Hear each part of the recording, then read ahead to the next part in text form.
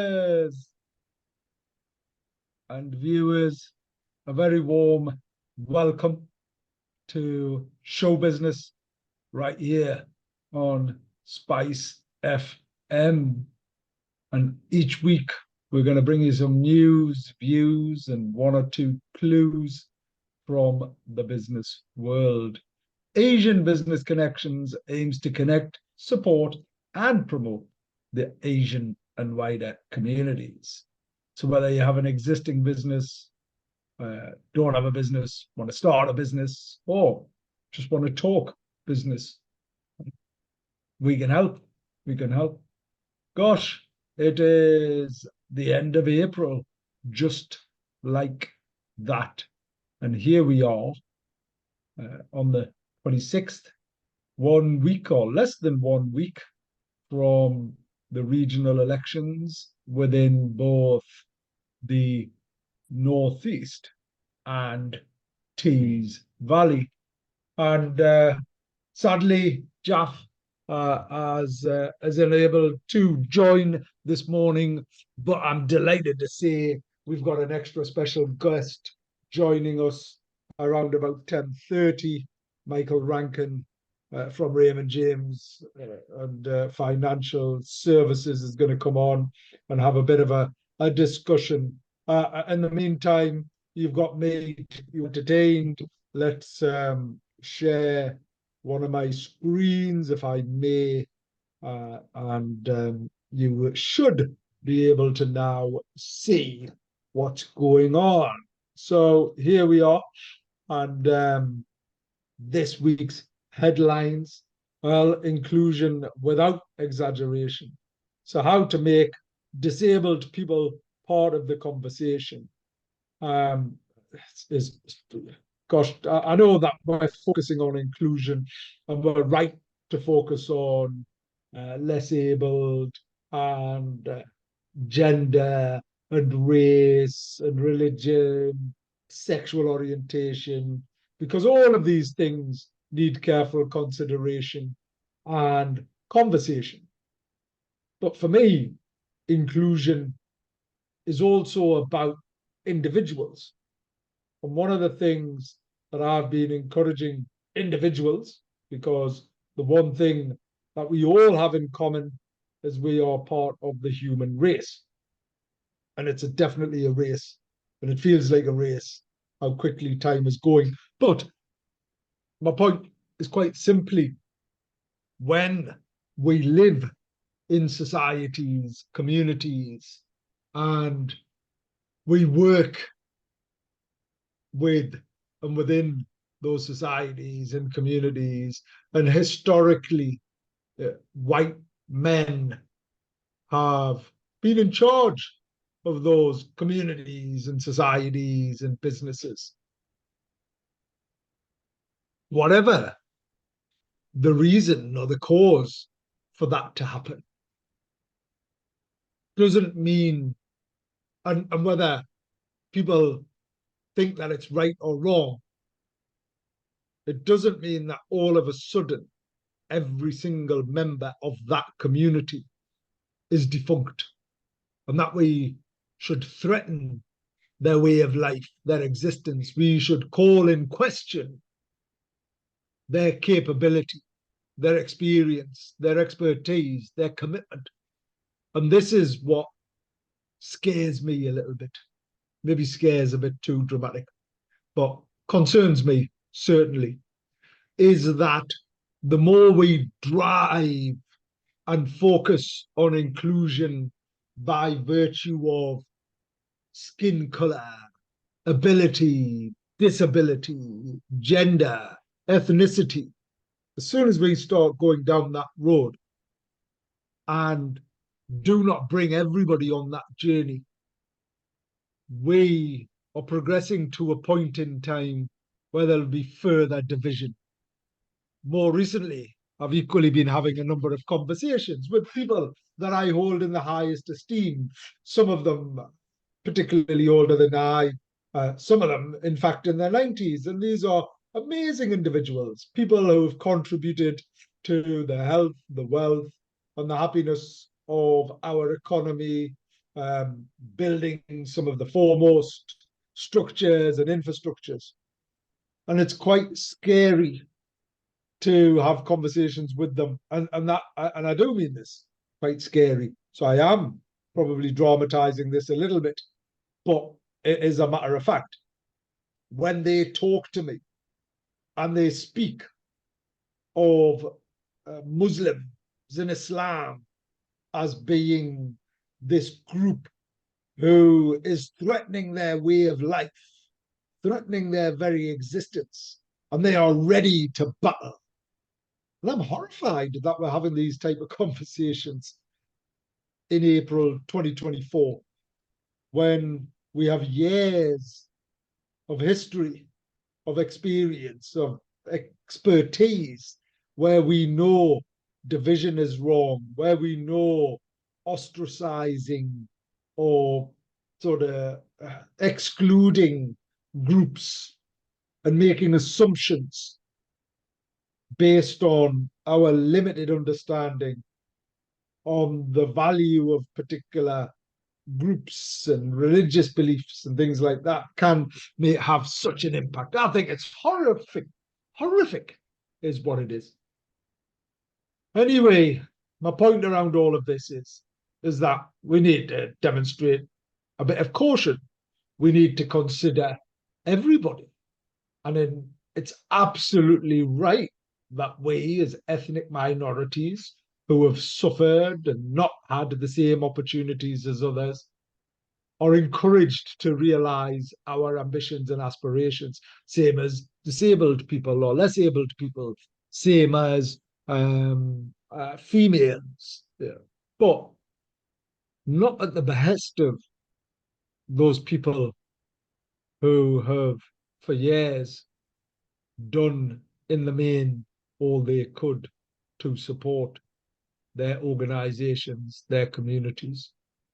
Color and gender and religious beliefs are all incredibly important, but it should be a meritocracy. It should be not a case of, right, we just need to go out and recruit women and we just need to go out and recruit ethnic people. That devalues me as an individual. It devalues the organization. And it's quite simply not the right thing to do.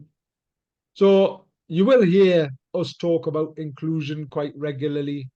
You will hear us here talk about, quite frankly, the things that people simply don't have the courage to talk about.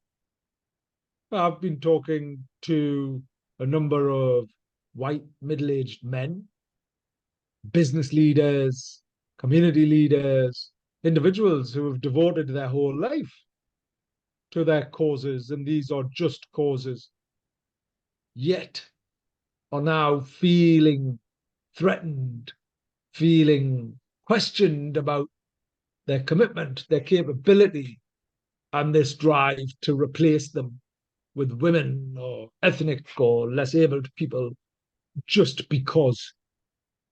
So what we need to consider as we drive forward this inclusion agenda, so how do we become more inclusive, shouldn't be through becoming more exclusive. We need to support those that require support, but across the board. I mean, some of the stark statistics out there, certainly in the Northeast, is that we're the capital of suicides, and the vast majority of those suicides are young white men. Now, I cannot comment on their behalf whatsoever, because I don't have that lived experience. But I can certainly think about and consider the impact of broader, wider society, where within schools it's, oh, we need to prioritize females, we need to prioritize girls. I mean, my son came in a couple of weeks back and said, Dad, why are girls allowed to play in my football team, but when I'm desperate to play football, because that's what I want to do, why can I not play on a girls' team? And I thought, that's an incredibly legitimate, valid question. And actually, we should be adopting the mindset of young people who don't have the biases that we have, who don't have the influences and have the courage to speak out. They're able to talk around how they feel openly. And quite frankly, I didn't have a response to him, um, other than thinking that it is right that we support females without a doubt. And if you know me, I'm the biggest ally of females. There's no question about that. And it's a real honor and a pleasure to be one, and I will always be one. But it cannot be an or thing. It cannot be we are either or. It needs to be an and thing, and it needs to be where we more broadly provide the environment and the support for everyone, regardless. So if you're a young white boy in Walker, we should be supporting you to realize your ambitions, giving you all of the life choices and chances that you deserve, just as much as the black girl in or Afro Caribbean or however you describe a person of color, an ethnic girl in the West End of Newcastle. We should be supporting her, absolutely. We should be providing platforms for young females to prosper as well as young boys. So, why am I ranting about all of this? I just feel encouraged when I'm talking to people that there are so many that feel the same way as me. And I'm not talking about those individuals or those groups that I'm trying to champion. I'm talking about people just like you and I, people listening to this radio show. So let's not divide further through this drive of inclusion by excluding groups and individuals. Let's bring people together. And this isn't a world peace speech.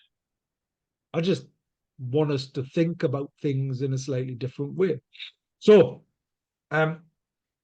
headlines, other things going on in the world. Gosh, it feels as if the world is driven by division, and that's why I am desperate to help our Northeast become the most inclusive region in the UK by 2025. So the end of 2025. I'm desperate for our region to become the most inclusive. And how can you do that? By providing as many children, young people with all the opportunities they deserve, and supporting every single member of the community, however we can. So, what else is going on in the world? Well, politics. It's interesting for those.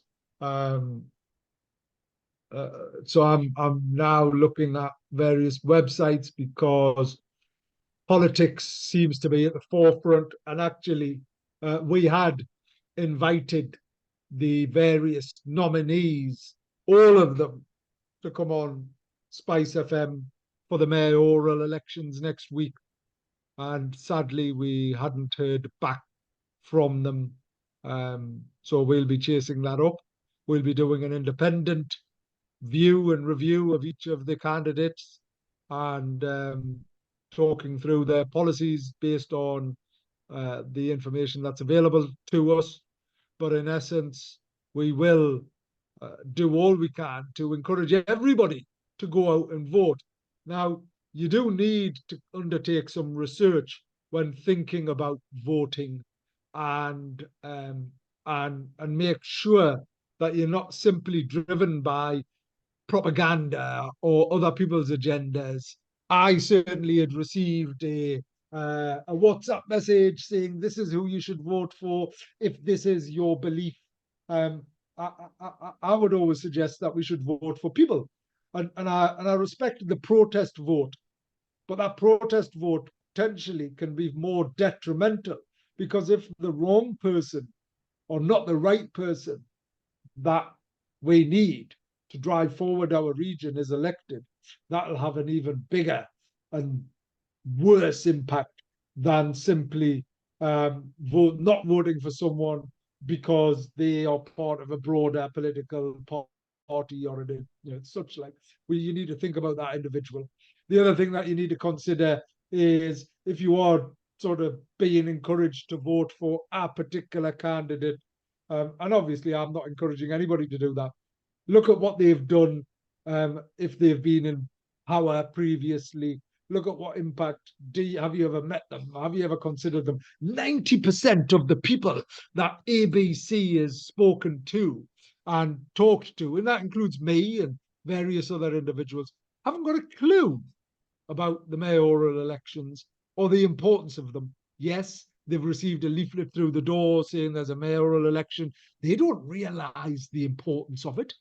So I would encourage everybody, please, please, please, to explore and better understand the impact and the policies and the person of their particular preference for the mayoral elections. I'm quite saddened when I look at the mayoral elections because I personally was thinking about standing. Now, obviously, consequent of Ofcom regulations, because I am not standing. This isn't a political vote or party political broadcast for me.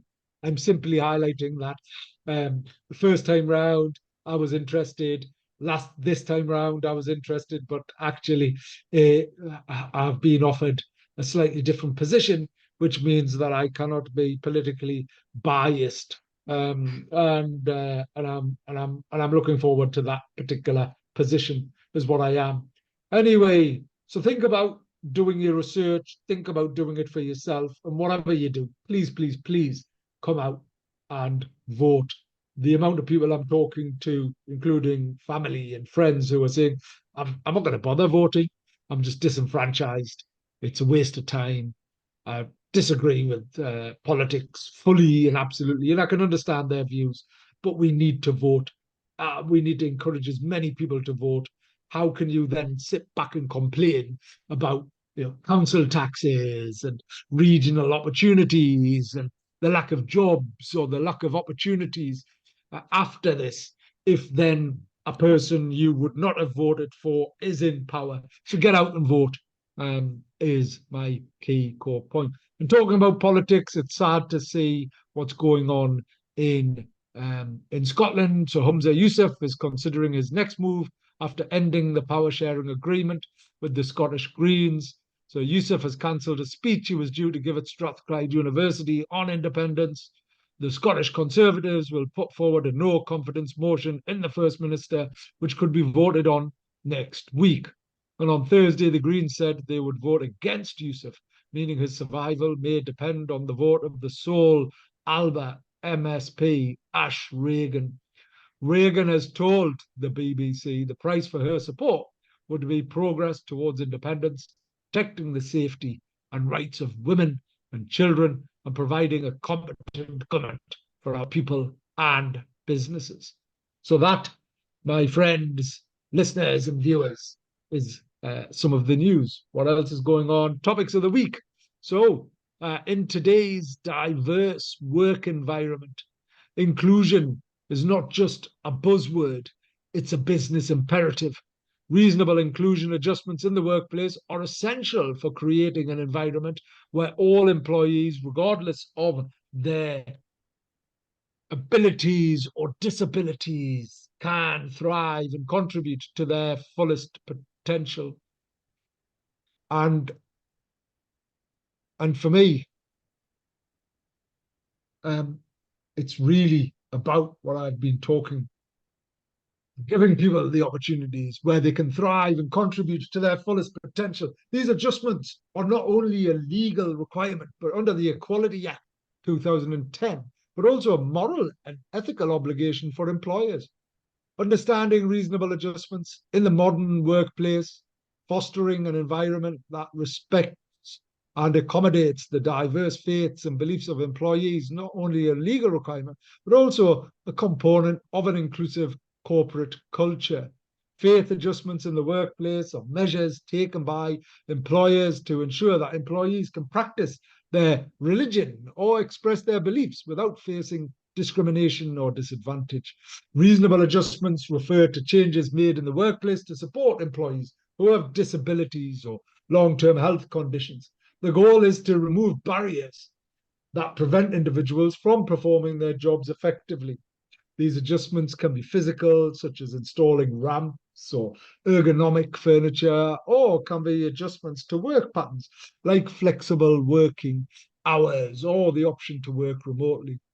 The impact of inclusion, well, inclusion adjustments go beyond compliance. They foster a culture of respect and equality. When employees feel valued and supported, they are more engaged, productive, and loyal to the company. Inclusion drives innovation by bringing diverse perspectives to the table, leading to better problem solving and decision making.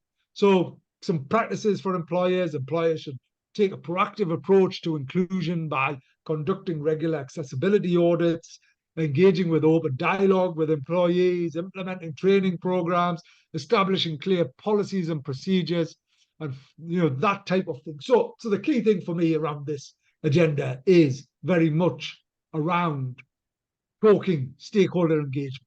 That is what is critical.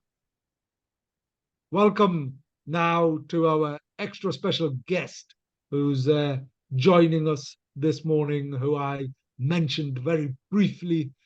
Michael, are you there? Good Welcome morning. everyone, and there I am. Hello. Hey, there we Good are. Good morning. morning, Michael. How are you? Wonderful. How are you? Yes, very good indeed. Yes, a nice bright morning. I'll take it. The sun is Yes. shining. It certainly is. So thank you ever so much for joining us this morning, Michael. Grateful for your time. So let's kick off by you introducing yourself and saying who you are, what you do, and why you do it, please. Absolutely. So my name is Michael Rankin, and I work for Raymond James Monument, which is a new office that we opened up last year. And the aim is to be able to provide financial services to the whole of the Northeast and beyond, and really try and concentrate on going back to that very personal service that we've all done in the past. I've actually been doing it for over 23 years, and the reason why we do it is because we all have a passion for being able to help people with all sorts of things. We help them with portfolios, help them with their savings, pensions, but ultimately, it's just about helping people with anything that we can. Amazing. And I was just sort of looking at some notes there, Michael, in finance, and we talk about inclusion and things like that, and we're going to come on to talk a little bit about inclusion more broadly. And in particular, one of the things that I want to discuss is financial inclusion and what that means, and what type of things can people do to consider their finances a little bit more. But what got you involved in this? Why did you get involved in sort of this particular area? Well, it's quite a story, really, because my first real job out of university was Barclays, Right. and it was back in And where was 2000. that? Where was that, Michael? It was in Sunderland. Okay, So back in 2000, and I was working in Bartley Call, which was the call center that they just opened on Doxford Park. okay. So it was brand new. All the staff were coming in. There was about 2,000 staff who were trying to hire. So this was back when it used to be phenomenally difficult to get a job, and coming out of university with all these expectations, and the reality was, it was quite difficult to get into the workplace.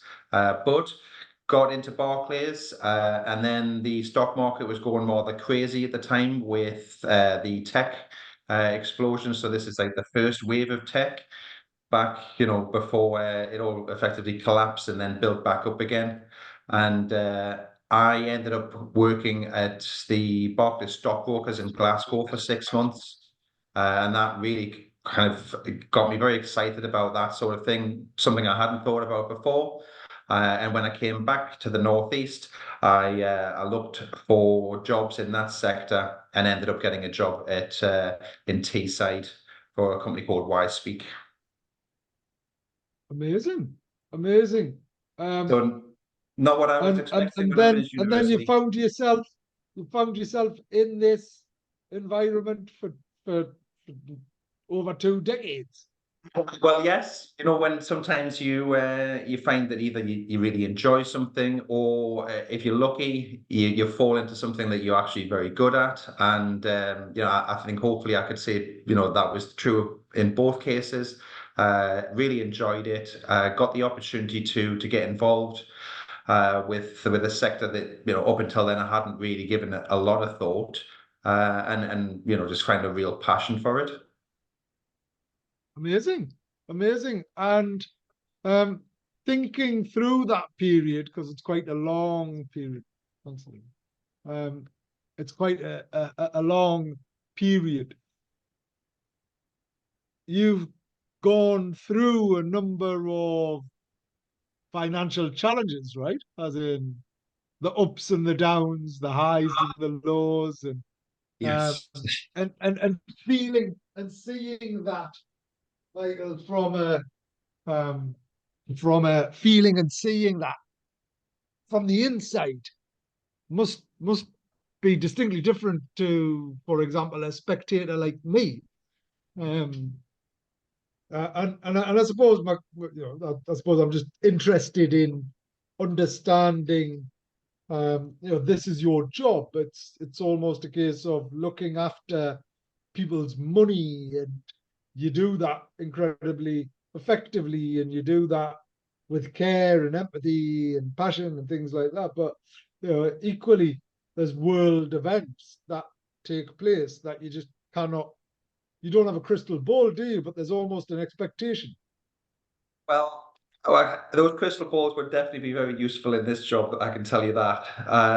But yes, always, we lurch from one global event to another. Actually, if you were to Google, a graph of, let's say, the S&P 500, which is the US market, and you overlay that against global events, you will see that a great deal of these events will hit markets. But what is always very encouraging is whether it lasts a week, a day, 2 years.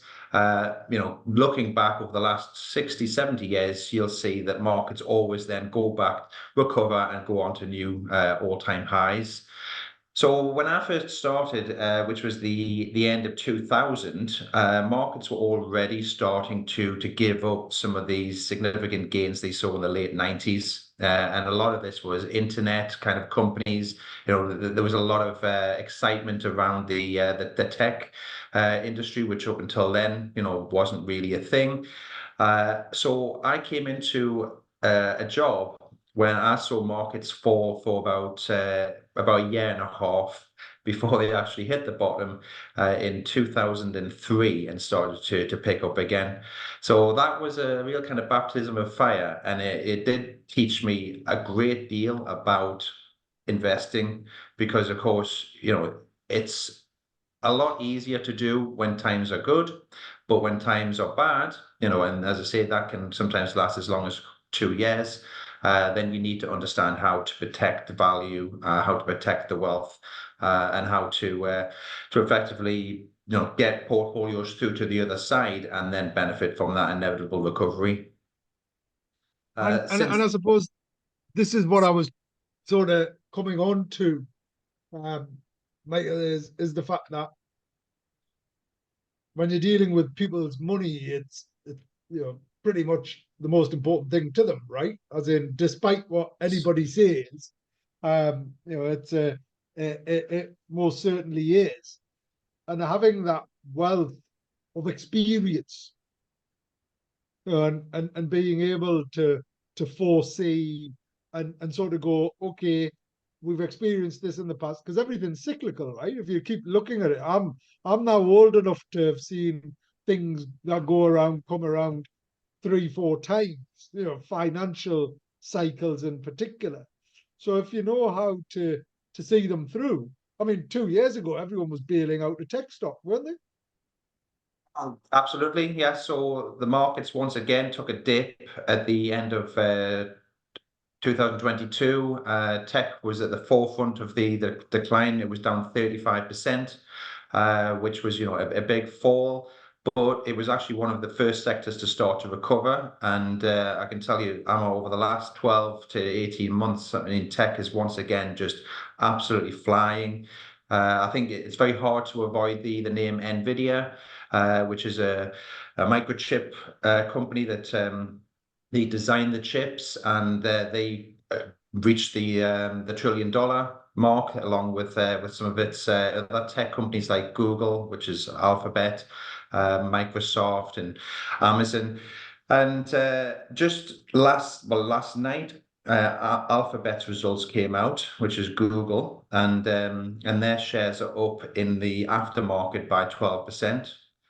So they saw a huge increase in their revenue, and the figures are just mind blowing because the increase in the share price, which we'll see when the market opens today at 2:30 our time, added $250 billion to the value of Google in one night.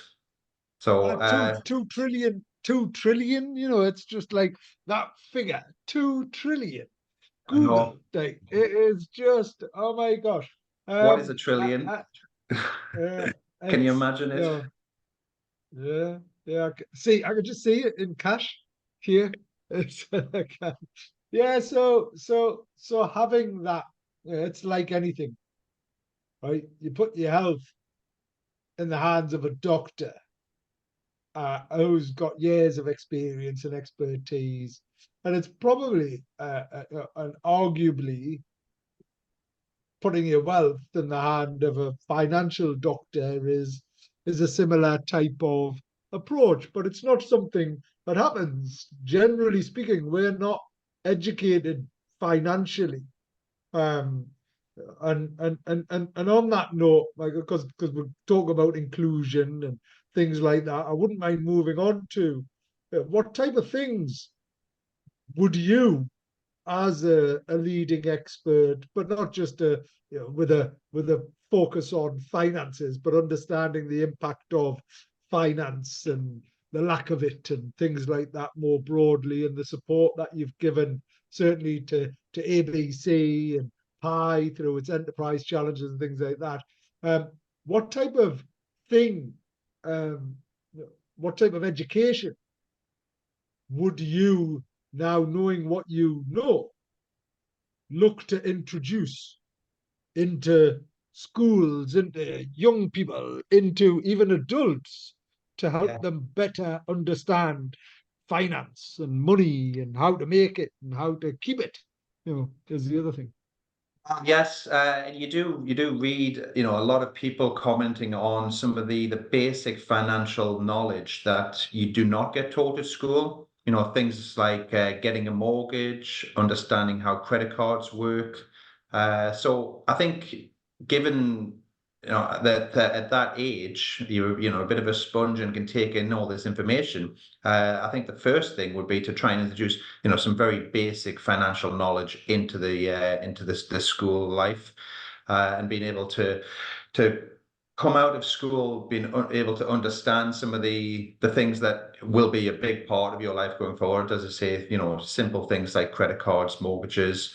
As we go into our adult lives, and I think this is true of pretty much any aspect of life, any area. It's about getting as much information as possible. We all speak to our friends, our peers, people who you trust, and a lot of the people that we speak to are referred on by just those people. And they say, all right, well, speak to Michael Rankin, speak with somebody, that they know. And that's key. It's about effectively getting out there, understanding what is available. We all do our own research. You know, it's very easy to go online and find stuff. Again, there's Google getting mentioned, but there's no cost in reaching out to an expert and getting that kind of expert opinion, and that's what I would definitely suggest. So, expert opinion, get some advice. Education wise, then, Michael, as in explicitly, what type of things would you? Because it's not about maths, is it? We're not talking about maths here, are we? No, I think the biggest benefit that anybody could do is understanding what allowances there are in the financial world. So, are you making use of your ISA allowance? Are you making use of your interest allowance on cash? You get a dividend allowance, you get a pension allowance, you get a capital gains tax allowance. You know, if the government is going to give you something, you know, for free, i.e., you know, a certain amount before you start paying tax, you need to benefit, you know, make use of that. You know, if you're not paying into a pension, speak to somebody about a pension. If you're not saving into an ISA, look into that. So I think the So biggest. just explain those couple of things then, Michael, and I always put the caveat on anything that we talk about as you need, this is general advice. We're not offering any financial or legal or regulatory advice here. And as this is a radio show, we're just simply raising the awareness of things.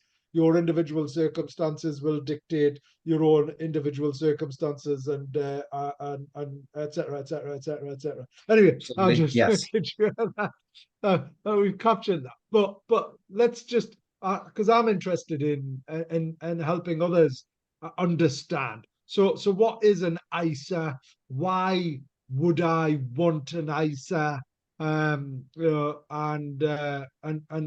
what can I do with an ISA? So, an ISA is a short for individual savings account, and it's a tax-free wrapper that allows you to place both cash and investments inside a vehicle that is, you know, you could call it tax-free, but in fact we call it tax efficient.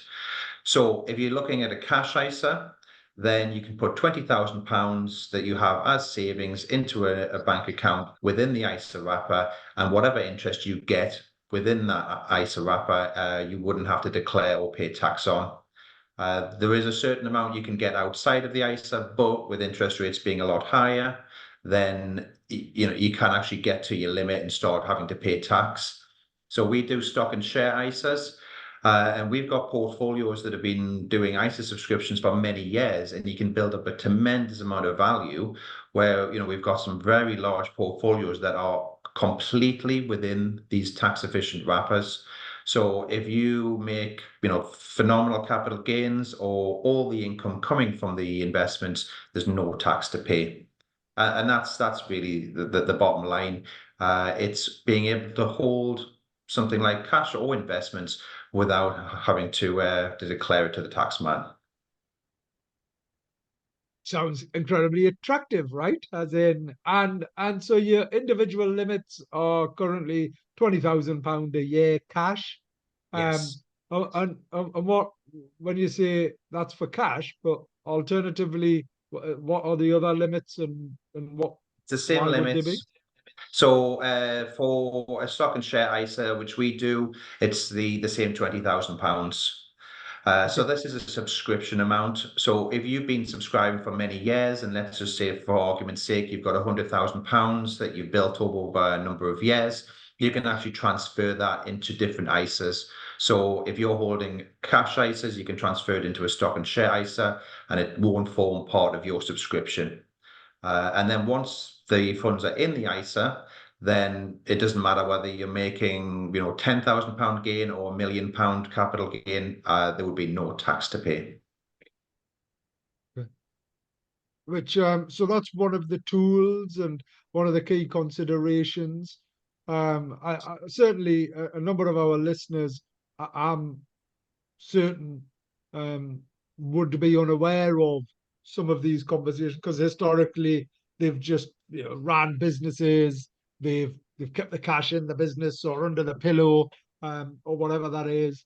Yeah. with the premise of, well, it's under my pillow, it's safe, and not realizing the tax benefits. So not only are you able to save £20,000 a year, whatever money is generated through that is tax efficient. Yes? Yes. Yes. And, going back to this idea of if the government's going to give you something, an allowance, an ability to save tax free, you should be using it. So if you've got property, then that's one avenue of investment, and obviously a very, very good one. But at the same time, you shouldn't be ignoring things like pension allowances and ISA allowances. If somebody said to me, which is best, property or investment, my answer would be, is it possible to do both? And it's the same with a pension or an ISA, Why which is why would you suggest or ask that question? Not suggest, but ask that question. why do people ask which is best? Yeah, no. Why would you respond? Do a bit of Or both. why would I? Because realistically, both have significant benefits. There'll be periods when one will outperform the other, but they have very, very different qualities. So investments are very liquid. So if you've got a pot of funds that's invested, but you need to draw, let's say some emergency cash reserves out of it, then it can be done instantly. Now, if you've got a property portfolio, then clearly, selling a property in order to raise cash is a very different situation altogether. So it would be the same, if somebody said which is best between a pension or an ISA, the answer would be, is it possible to do both? And it's because of the very different aspects that they bring in terms of a long-term investment. And certainly I've personally got a diverse portfolio. So alongside property as well as investments, as well as sort of more commodity based investments as well. So sort of ensuring that you de-risk your approach, I think, is a useful and careful strategy. What other things, Michael? So let's just talk about pensions, because I certainly know a lot of our listeners simply have just created businesses. They've got significant or substantive wealth. They've got money there. They generate it. They're making money. They're comfortable. They're happy, and haven't considered a pension because they've always only ever worked for themselves, or in the family business, and not something that they've considered for themselves. So just explain, why would someone have a pension? What is the benefit of having pension, and what are what's the mechanism, the process for that as well? Well, similar to an ISA, it's a tax efficient wrapper, which means that once the funds are within the pension, you're able to grow them tax free. So no tax on income, no tax on growth. There's also tax benefits in paying money into the pension. So if you're paying funds that have already been taxed, well, then the government would actually gross that up when paying it in. But I think, a lot of your listeners might find that one of the most useful aspects of a pension is the ability to take funds out of the business and into the pension without having to incur any tax. So if you've built up funds within the business and you're sitting, the chances are, they'll be sitting with their accountants each year. But effectively, what you need to be thinking is how to get that money from the business into your pocket the most tax efficient way possible. And you can transfer a certain amount into pensions, quite actually a large amount, a lot more than you can for ISAs, and there'll be no tax to pay on that. So the closer you're getting And to what is there limits to that then, Michael? Is there sort of what this. should people consider? So the limit has just been increased to £60,000 a year, but you can actually look back over the past 3 years. So if you haven't been making use of those allowances, you can actually do a lot more than 60,000 by effectively saying, I'm going to use the previous 2 or 3 years allowance. So ultimately, if you're using it, it's £60,000 a year. So £60,000 per year can come off your company. So you own a company, you're a limited company, whatever that company is, you're able to take that money out of the company without having to pay personal tax on it and put that Absolutely. into a pension. Yes, and that's per person. So a lot of people will have other possibly family members listed as the company owners or directors. Well, they would also be entitled to take pension payments out of the company. So husband and wife, you could argue that there's £120,000. Children as they get older and above 18, you could start saving for their future as well. You don't have to do as much as 60. That's obviously just the limit. But it is a very, very good way of being able to save tax efficiently for the future. And obviously, if you were able to and you were getting paid whatever it is, uh, you don't, that's not so within, um, I'm saying public bodies, that's not what I mean. So, but if you're employed by an organization and you want to use a proportion of your salary and the employer needs to match and meet that um, sort of as well. Yeah. There's limits that increases the value of your pension pot then. The limit is the same, 60,000. It's also limited by the amount you're paid. So you can't pay more than what your salary is. So for argument's sake, if your salary was £40,000, but you had savings, because you could only pay the 40,000 you paid. You couldn't exceed that. So it's different for business owners compared to people who are just employees. But then, yes, a lot of these pension schemes, the employer will pay up to a certain amount. If you look at the NHS pension scheme, very, very attractive. I think a lot of people don't appreciate just how much money the NHS pays into every individual person's pension that works for them. And as I say, it's a great way of saving. And anybody can do that either through their employer or through a personal pension provider. Certainly, they can come and speak to us, and we can give them some guidance on that as well. Amazing, amazing. And where does somebody find you then, Michael? Well, I'm going to plug Google again. Best thing to do is just Google Raymond James Monument. You'll find our website. You'll find our contact details, and just pick up the telephone, send us an email. We are happy to speak with anybody about pretty much anything.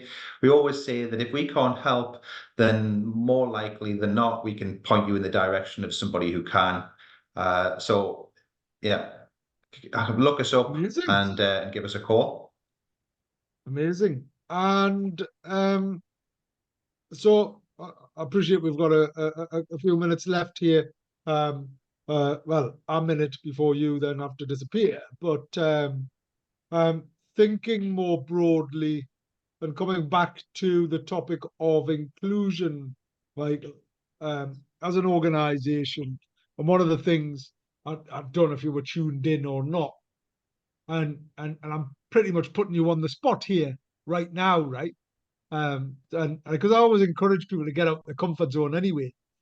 But one of the things that I've been observing through this drive for inclusion, right, is and it's right, we should be driving towards a more inclusive society, community, workplaces. Women and ethnic minorities and disabled people simply haven't been offered the same opportunities as others, in particular white men, middle-aged white men. But my concern is this drive towards recruiting females and ethnic minorities using a tick box approach is alienating white men, right? And it's almost like white men being questioned about their capability. You've devoted 23 years to this sector. You're a really good guy. I know you are because I've experienced that firsthand. But then all of a sudden, a policy comes about and it goes, all right, well, we need less Michaels and we need more Michelles, or we need more Salmas, or we need more whatever those individuals are. Surely inclusion in this approach leads to exclusion and further division, doesn't it? Well, it's a very interesting point. My personal view is that we, at this stage, are just trying to level the playing fields after many, many years of it being completely skewed to the other way. So, you have to encourage more diversity, more inclusion. And then when you get those levels correct, then hopefully going forward, you will see things, slightly more balanced.